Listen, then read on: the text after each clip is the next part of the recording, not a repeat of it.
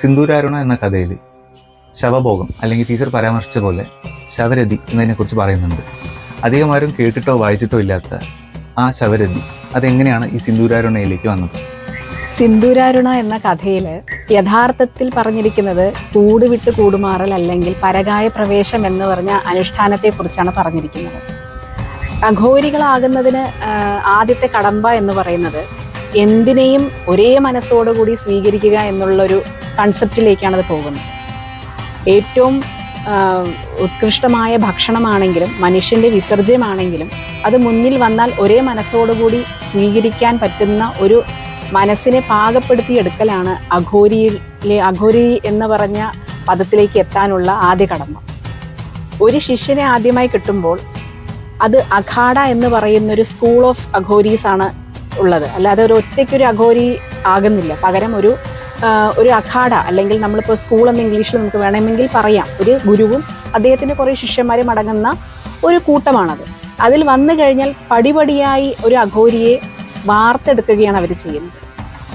പലതരം അതീന്ദ്രമായ ശക്തികൾ അവർക്കുണ്ടെന്നും അതൊരു ഗുരു തൻ്റെ ശിഷ്യനിലേക്ക് കൈമാറുന്നു എന്നും അതിൽ വരുന്ന ചില അനുഷ്ഠാനങ്ങൾ പുറം ലോകമായ നമ്മൾക്ക് അറിയാൻ പറ്റുന്ന ചില അനുഷ്ഠാനങ്ങളാണ് ഈ ശവഭോഗം അല്ലെങ്കിൽ ശവരതി എന്ന് പറയുന്നത്. അതുപോലെ പരകായ പ്രവേശം. ചില ബ്ലോഗുകൾ വായിക്കുകയുണ്ടായി, ഒരാൾ മരണപ്പെട്ടിട്ട് കുറേ വർഷങ്ങൾക്ക് ശേഷം 10 അല്ലെങ്കിൽ 15 ഇയേഴ്സിന് ശേഷം ഈ വ്യക്തിയെ മറ്റൊരു ശരീരത്തിൽ അവിടെയുള്ള ആൾക്കാർക്ക് കാണാൻ പറ്റിയെന്നും കുടുംബക്കാരെ കാണാൻ പോയി എന്നുള്ള സാക്ഷ്യപ്പെടുത്തലുകൾ വായിക്കുകയുണ്ടായി. അപ്പം അതിനോടനുബന്ധിച്ച് വന്നതാണ് ഈ ഒരു കഥ, സിന്ദൂരാരുണ എന്ന് പറഞ്ഞ കഥ. അതിലേക്ക് ഒരു ജീവൻ മറ്റൊരു ശരീരത്തിലേക്ക് പ്രവേശിക്കാനുള്ള ഒരു മാർഗമായിട്ടാണ് യഥാർത്ഥത്തിൽ ആ കഥയിൽ ശവഭോഗം എന്ന് പറഞ്ഞ ഒരു കൺസെപ്റ്റ് കൊണ്ടുവരാൻ കഴിഞ്ഞത്. അതിലേക്ക് പറയുകയാണെങ്കിൽ ഒരു സാധാരണ മനുഷ്യൻ അല്ലെങ്കിൽ സാധാരണക്കാരന് ഒരിക്കലും തന്നെ മനസ്സുകൊണ്ട് അംഗീകരിക്കാൻ പറ്റാത്തൊരു കൺസെപ്റ്റാണ് ഈ ശവഭോഗം എന്ന് പറയുന്നത്.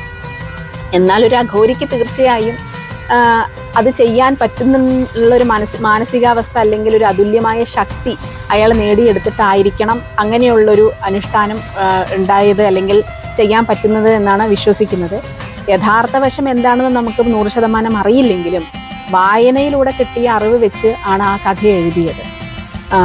അപ്പോൾ ഒരു അഘോരി എന്ന് പറയുന്നത് എന്തിനും മരണത്തെ അടക്കം സ്വീകരിക്കാനും അതുപോലെ മരണത്തെ മറികടക്കാൻ എന്ന് ഞാൻ പറയുന്നില്ല, പക്ഷെ അതിനെ കുറച്ച് കാലത്തേക്കെങ്കിലും നീട്ടിക്കൊണ്ടുപോകാനുള്ളൊരു ശക്തിൻ്റെ ഉറവിടം അവർ കണ്ടുപിടിക്കുകയോ അല്ലെങ്കിൽ അങ്ങനെയുള്ള ഉറവിടം അവർ സ്വായത്തമാക്കുകയും ചെയ്തു എന്ന് വേണമെങ്കിൽ നമുക്ക് പറയാം.